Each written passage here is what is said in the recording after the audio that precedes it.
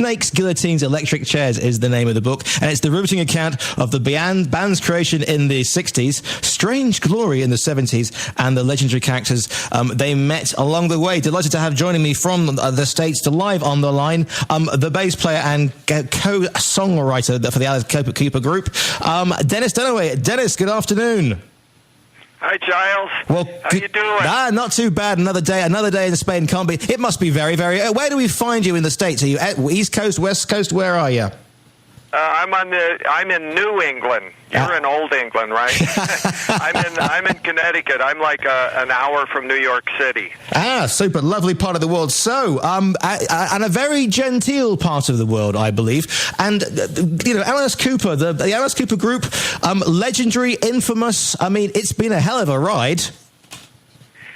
It has been. It continues to be, even though it's not quite as over the top, like you said, as it was in the heyday. So, I mean, where did it all come about? Because you know, in the book which you've just come out called Snakes, Guillotines, Electric Chairs, you're talking about the idea back in the 60s, back in early 64, about the idea behind the group of being conceptual art and music together. So it wasn't just a hard rock band. There was a theory behind it as well. Right. Well, we, learned everything that we knew from the British invasion, and we kept our eye on how, each band would come out and seem to top themselves or top the other bands. For instance, like Pete Townsend smashing his guitar, we thought was theatrical, and then Jimi Hendrix burns his guitar. So we just saw things like that, and so it's like the bands had to keep upping the ante in order to get the attention. So that's what we did. I mean, how did you first start? I mean, when was the first gig, and what was, because you weren't originally the Alice Cooper band to start out with, were you? I mean, as I said, because Vince was obviously still called Vince Furnier at that point. I mean, how did you two guys meet, and where did the chemistry develop from? Well, Alice and I met in high school in Arizona. We were both 16, but I was a sophomore and he was a freshman.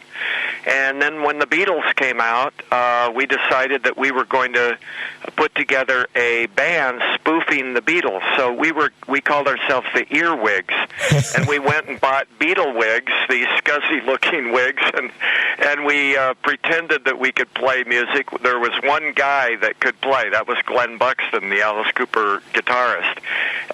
And so he played guitar, and the rest of us pretended that we were playing guitars.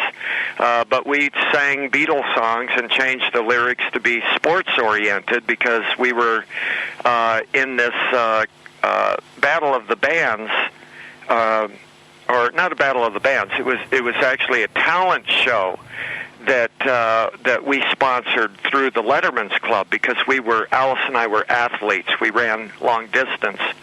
So we did this show where we came out in these Beatle wigs and did this thing. We were called the Earwigs, and we were supposed to be from Cesspool, England.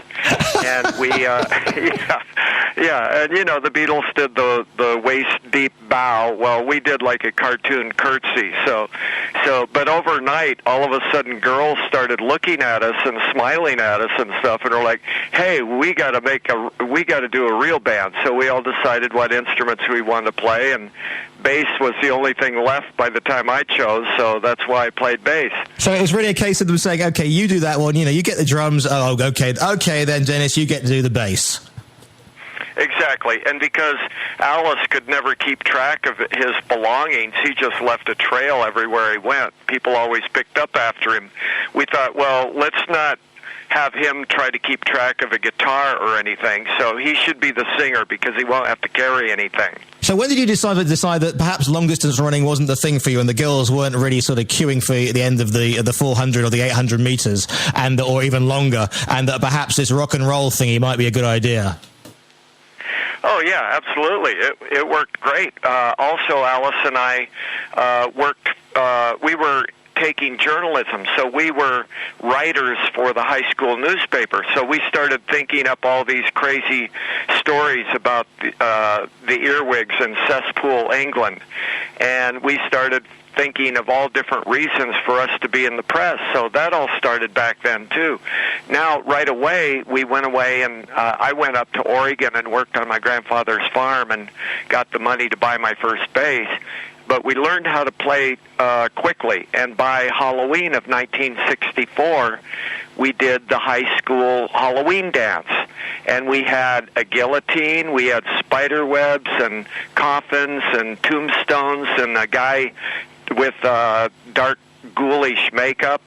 So we had all the ingredients that stuck with the band for the rest of our career. So basically, Alice or Vince at that point just thought, I like this look, I think I'll stick with it then. And you all decided that, yeah? Well, we had so much fun with it, it kind of just kept coming back. So, I mean, with the greatest deference of the world, Phoenix, Arizona at that time wasn't really the hotbed of music in the States or anywhere at that point. How did the move up come then? I mean, when did you decide to move up, or what gave you the break then to become Alice Cooper Band?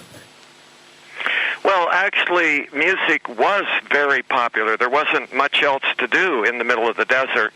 You know, surf music was big, Beach Boys, and I was born, at a time when doo-wop was big, and Elvis was releasing those great singles, and Jerry Lee Lewis and everything. So music was very big. We didn't have the distractions that kids have these days with a million other forms of entertainment. But we became a big, we were popular in that area. We had songs on the radio as the Spiders. Okay, I see this insect theme going through then. Yeah, well, we were becoming known as a garage band, but then when we moved to L.A., we decided that we didn't want to do something that other people were already doing. We decided we wanted to do something that had never been done and incorporate more heavily the artistic ingredients into a rock band. So we got extremely experimental, and that's when we met Frank Zappa. We had migrated to L.A., and we met Frank Zappa and finally talked him into signing us to his label, Bizarre Records. And of course, I mean, Zappa must have got you, and of course the West Coast scene must have also, liked your brand of theatrics. No, they didn't. Okay. Even Hollywood was outraged. We would play, and people would scream insults and line up at the exits. Really. Because it was five guys by then. It was Alice Cooper, five guys with a girl's name, and we dressed very androgynously and played this abstract avant-garde music and had all kinds of crazy theatrics going on stage, watermelons and umbrellas with rats hanging off of it and all kinds of things. And, the Mothers of Invention were doing kind of something like that, except theirs was more comical. Their music was amazing, of course, but their theatrics were more like they were being funny on stage, where we had delivered with this very serious attitude that had more of a threatening edge to it. And L.A. did not get it at all. For the most part, they were into Buffalo Springfield and, leather vest with fringe and patchouli oil and everything. Right. So along comes this band, and they weren't ready for it. So how did you win them round, or did you just sort of, keep true to what you wanted to do and wait for this passion to come round? Because if you're talking sort of late 60s here, and obviously, you went mainstream or heavily mainstream, so early 70s when that whole glam androgynous thing came back. Right. Well, all of a sudden we I mean, we were pretty much the band that people like to make fun of in L.A. until we landed a record deal with Frank Zappa. And, you know, he had so much respect that all of a sudden people had to think, well, we better give them more of a chance than we have. So we got legitimate just because of that. And then our first tour was with the Mothers of Invention. So that gave us this foot in the door. The only problem is, after a while, it became like the only thing we were known for is being on Frank Zappa's label. And we wanted to rise above that and become more individual. But also our first albums were very abstract, and therefore they didn't appeal to enough people to buy us a loaf of bread. So we decided that we were going to make our music more relatable. And that's what, mostly through Michael Bruce, who started woodshedding a lot and rehearsing a lot and learning how to write songs, we started to move in a more relatable direction. So what would you say was the first tranche of records from that time then that were a bit more accessible to the general public then? I mean, what would you say were everybody knows about the albums $1 Million Babies, $1 Billion Babies, but what was the songs that, you know, perhaps saw you appealing to a more mainstream audience then? Well, we migrated to Detroit, and that was all extreme high energy.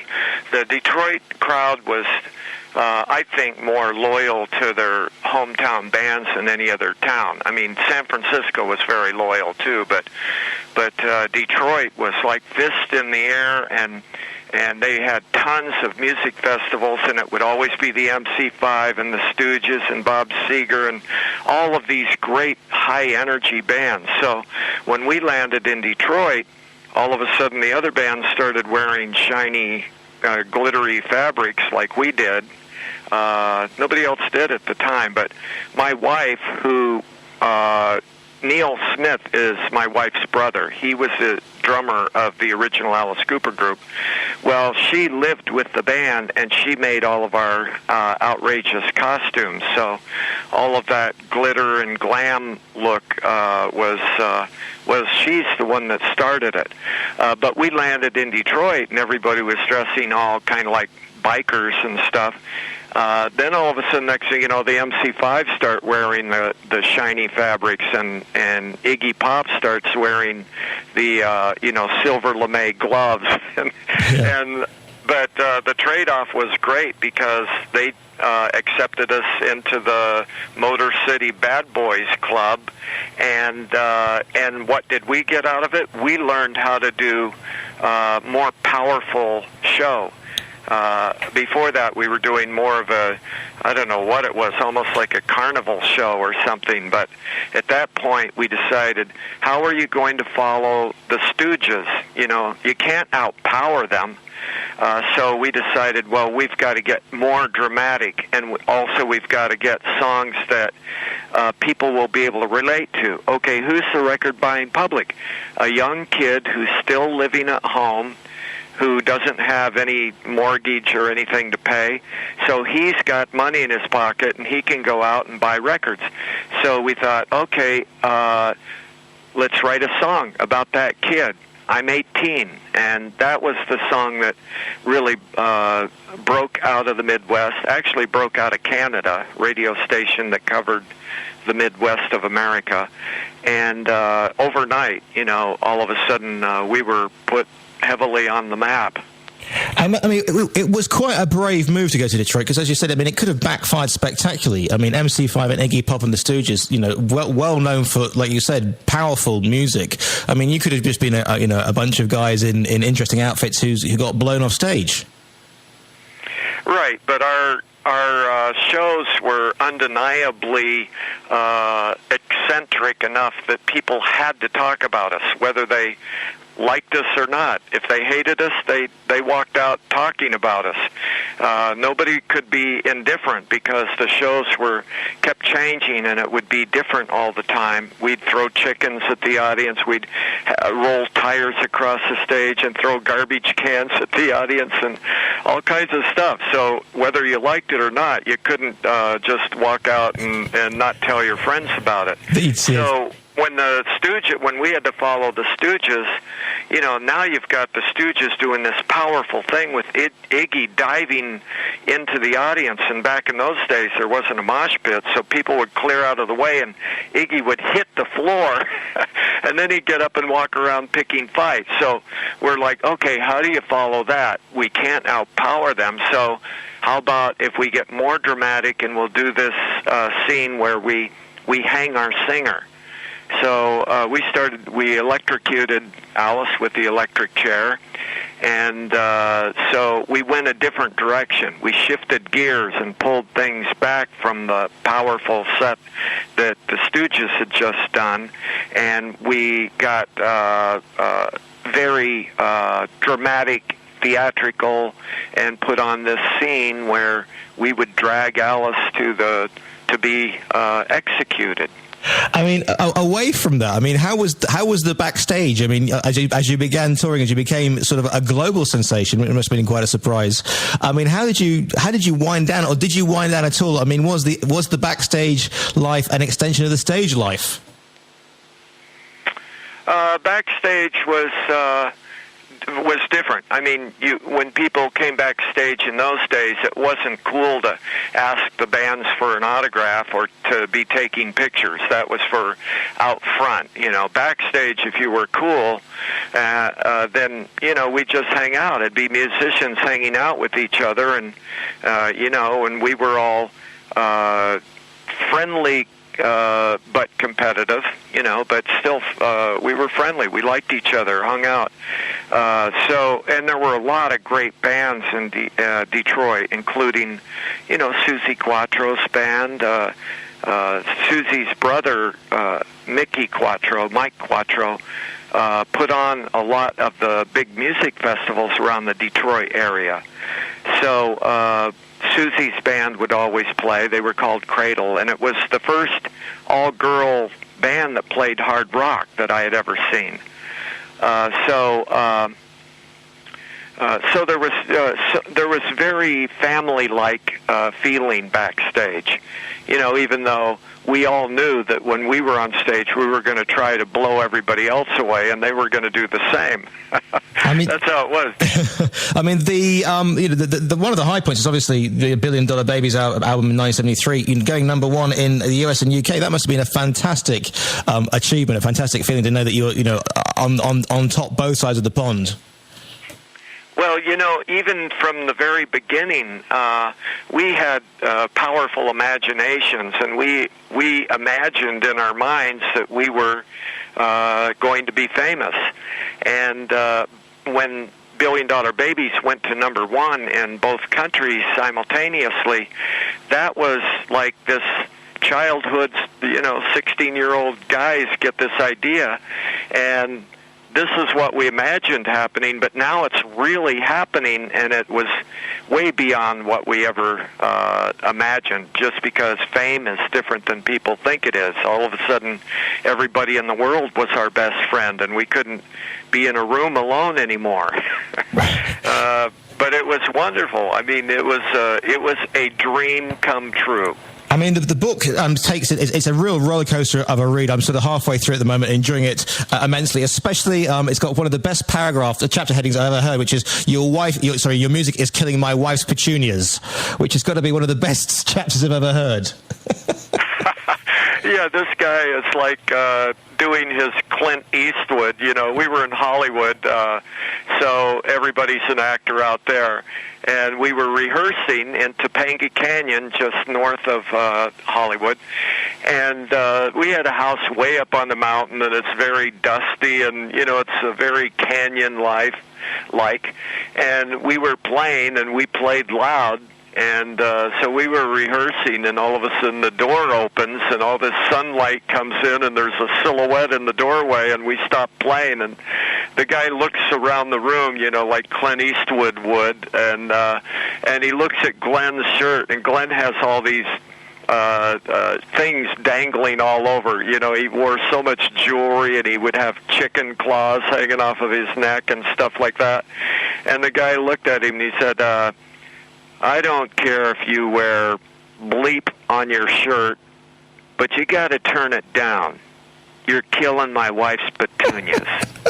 And then he just stared at us until we were all, definitely going to do whatever he asked us to do. And then he left the door open. We're like, whoa. From then on, that became the ongoing joke. If we were ever rehearsing or playing live or something and somebody's amp was too loud, we'd say, you're killing my wife's petunias. And that meant turn it down a little bit.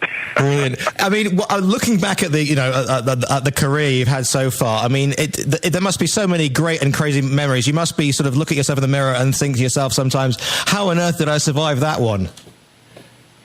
Absolutely.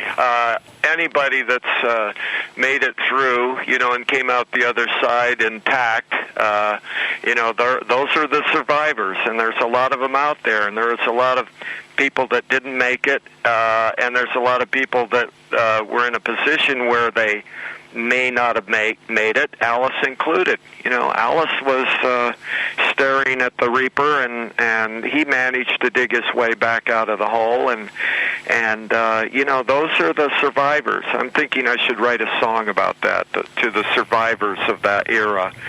But it's tough. The temptations are everywhere.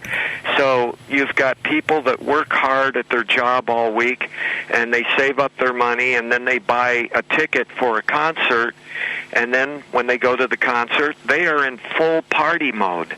The problem is, every night, we're in the middle of all these people that are partying, and everybody wants to buy you a drink and everything, and it's hard to say no, because then they think, oh, you think you're too good to have a drink with me? I just want to buy you a drink. I'm your biggest fan and all that. So to be able to say no, 100 times every night, it's not easy. It's easier to give in, and next thing you know, you're partying every single night, and they go back to work, and they're not going to be partying for another week. You've got another 100 miles to go to do the next gig. The book is fantastic. It's called Snakes, Guillotines, and Electric Chairs. It's out by Omnus Press, is the publisher. If people want to find out a little bit more about the book, I mean, are you involved in social media? Do you Twitter or tweet, or is there some sort of Facebook thing to get hold of you by? Oh, I'm easy to find. Dennis Dunaway, Facebook, DennisDunaway.com website, my band Blue Coop with Joe and Albert Bouchard from Blue Oyster Cult, BlueCoopBand.com.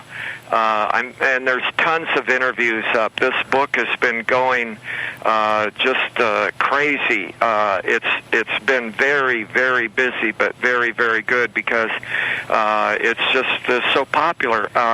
On DennisDunaway.com, you can hear interviews with various interviews and get a lot of other information. I try to talk about different things in each interview.